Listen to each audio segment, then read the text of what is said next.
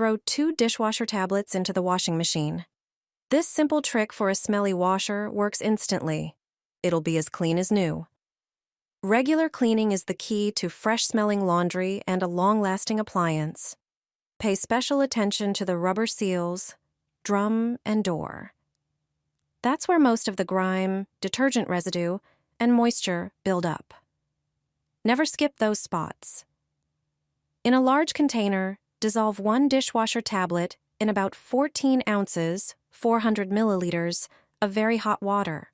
Stir well until it fully dissolves.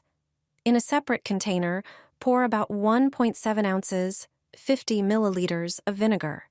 It has antibacterial and disinfecting properties. Pour the dishwasher tablet mixture into the detergent drawer. Pour the vinegar into the fabric softener compartment.